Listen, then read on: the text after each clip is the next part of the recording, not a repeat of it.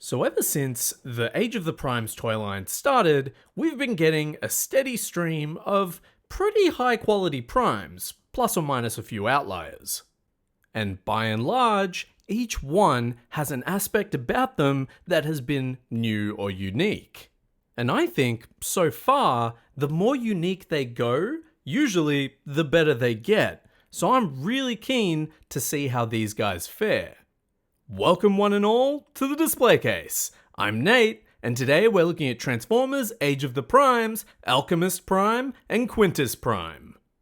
Starting out with the front of the boxes, each one has those iconic gold differences that set them apart from the other Age of the Primes boxes, with their name and the info in the top left both being in gold instead of white. They also have really nice artwork on the right of each in their alt and robot modes, with Quintus being a giant robot calamari ship, and Alchemist being, I guess, a Jeep Cherokee, or a Cybertronian Jeep Cherokee. On the left side of the box, that artwork is reproduced without the alt modes, blown up this time so you can get more details out of Quintus and Alchemist. And on the right side, we get their specific portion of the Primes mural that we've been seeing with the rest of the Age of the Primes toy line. Flipping around to the back of the boxes, we get some very nice renders of them in their alt and robot modes with a step counter and a little badge that has their specific prime artifact that they come with. There's also some Cybertronian writing there that can be translated. For Quintus Prime, he comes with the Ember Stone, which is an artifact that can induce change or create life for both organic and technological life forms. And for Alchemist Prime, he comes with the lenses, which allow him to see into or further than the existing reality that he's in. So he can see into Cybertronian technology, or he can see into the future, or even different universes.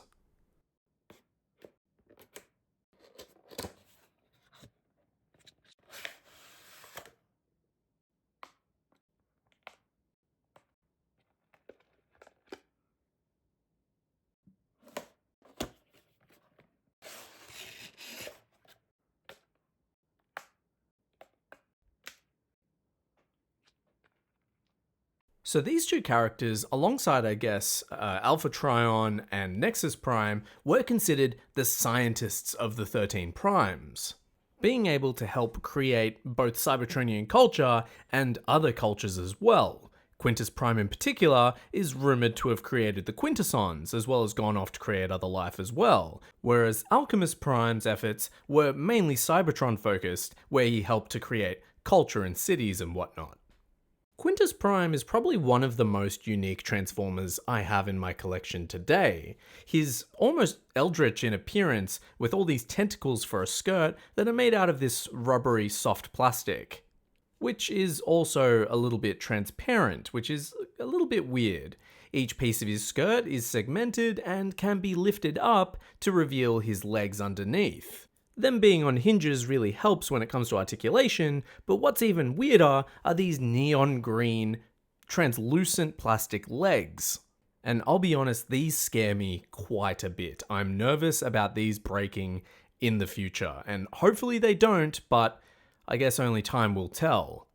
Quintus also has some really nice looking light piping throughout him, which really surprised me. A lot of the other primes have just painted eyes, but Quintus has that neon green plastic that shines throughout. So on the top of his head, anywhere near some sort of light source, and it'll just come through his eyes. Same with his chest, in fact. There's something in there that I'll show you later that conducts light very well. My first impression of Alchemist Prime is a little bit, less positive. The plastic quality here is a little bit worrying. It feels very light and kind of feels like something you'd find at a $2 shop. I say that because when you kind of rattle it, you hear that noise, it feels hollow and it feels kind of cheap. But otherwise, each of the joints is nice and tight. I really like the paint apps on this guy. The gold mixed with the green makes a lot of sense and looks really cool, especially with the nice pop of metallic blue for his goggles. And yeah, you can tell that a lot of engineering work went into this guy. He's got almost zero kibble at all, and I love that. But that quality of plastic really kind of lets it down.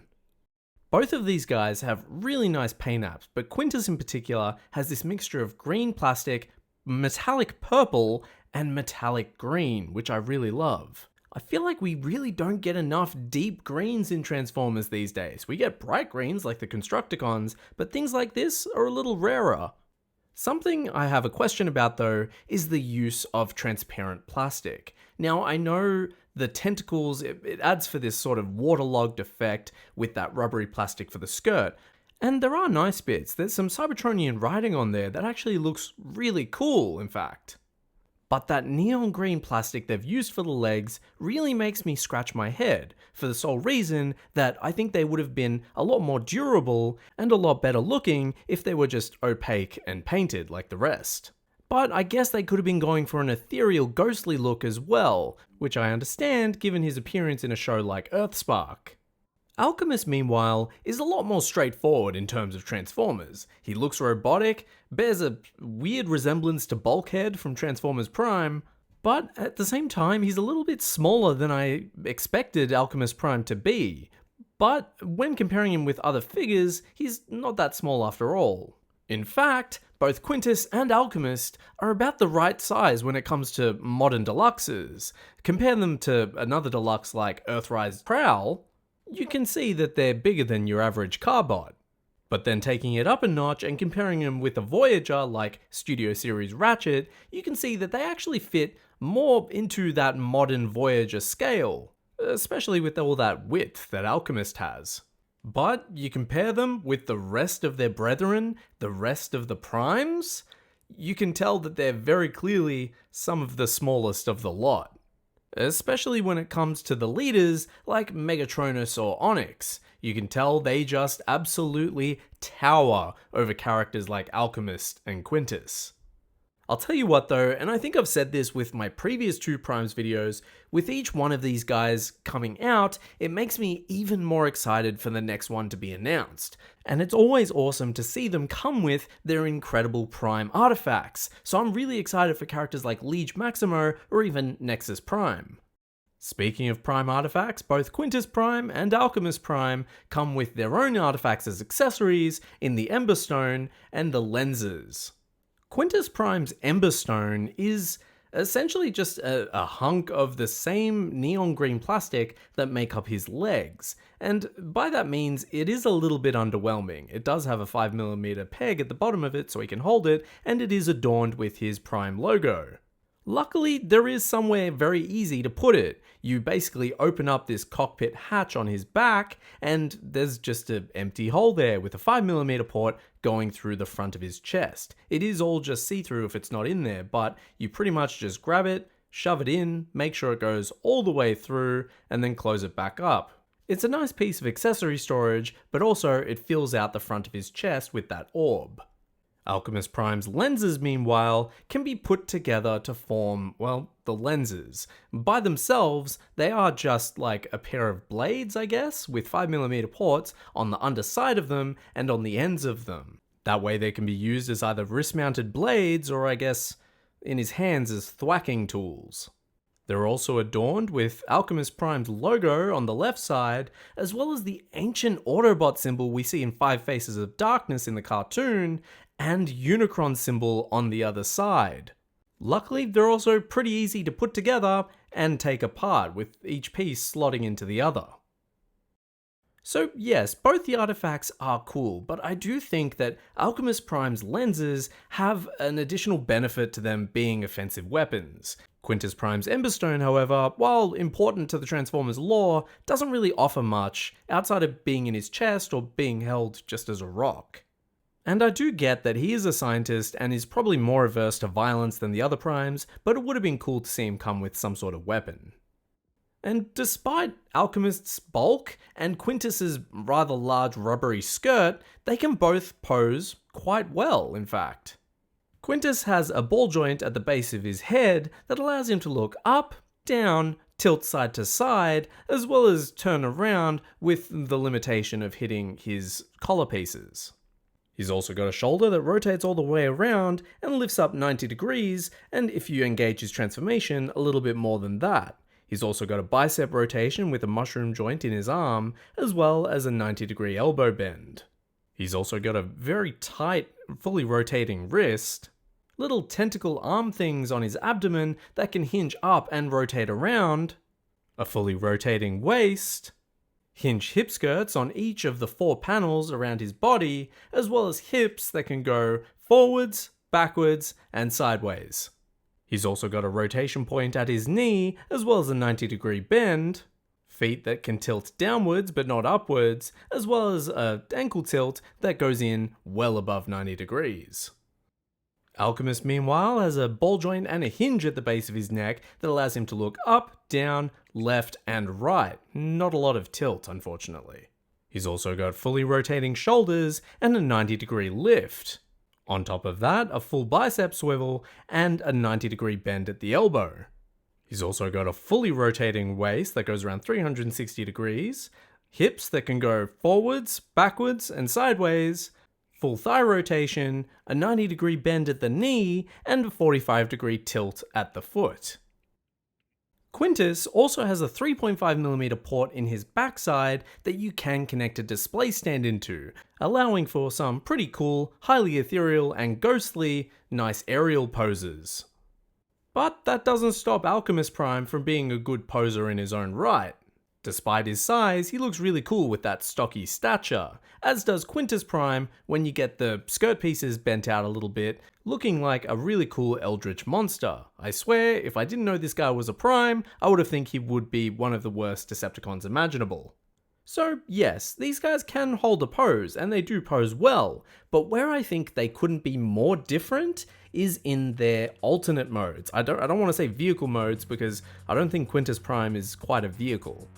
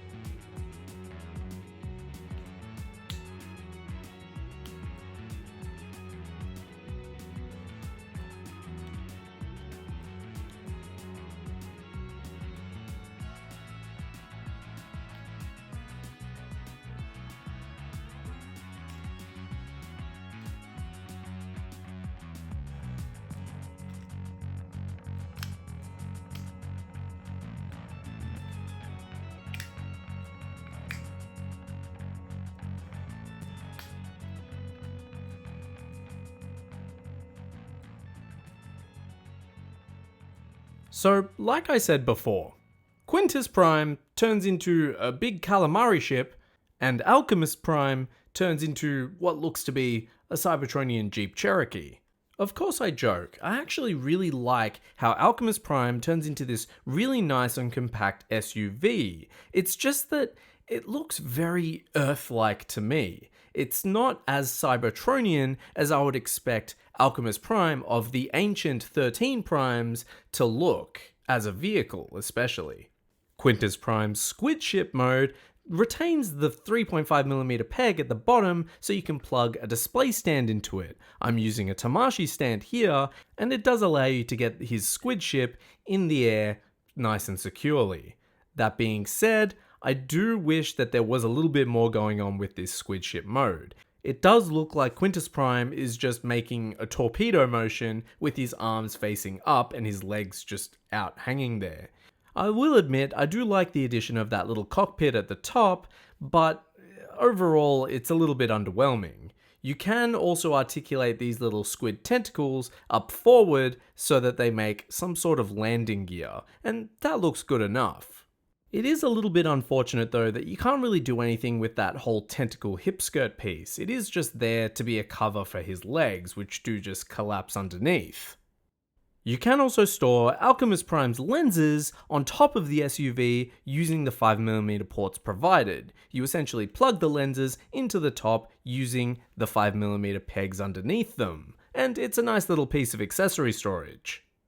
Meanwhile, Quintus Prime's Emberstone, again, doesn't really do anything in his vehicle mode. It just sort of sits in that cockpit piece, and until you accidentally press it out with your finger and it goes flying, it never really comes out either. It would have been cool if it was like the power source for the ship that stores on the underside of the tentacles, but I guess not, so I'm just going to keep it in the cockpit, close it up, never look at it again.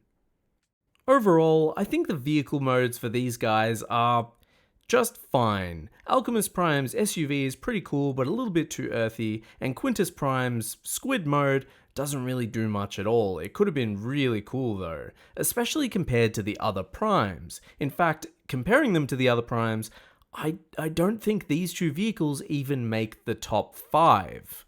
I think they could have been better in a few ways. If, say, Alchemist Prime had a little fold-out drinks cart on the back, that would have been really cool, or even on the sides as a little hidden experience, or even if Quintus Prime, his tentacles could have had more movement, more articulation. I think that would have been really cool to see. Some really dynamic posing could have gone on there, but unfortunately not. So, when all is said and done, I think I might have bashed these two figures a little bit too much in this review. I think they're definitely good deluxes, especially when compared to the other stuff that we've got coming out at the moment. I think they've got good articulation, that they've got good paint apps, and their concepts were executed quite well. I just think that there were some things that could have been better based on how they were executed. Quintus Prime's skirt, for example, could have used more articulation, or Alchemist Prime's overall plastic quality could have been a lot better. But I think if you're looking to get all the other primes especially, they've already set a high bar compared to all the other deluxes out there. These guys are still pretty good and definitely worth buying. Thank you so much for watching my video. I really hope you enjoyed it. If you like this one, feel free to check out my channel where I've got more just like it. Feel free to leave a like, subscribe, or even a comment with your own thoughts on Quintus and Alchemist Prime. I look forward to reading them. Thank you again, and we'll catch up soon.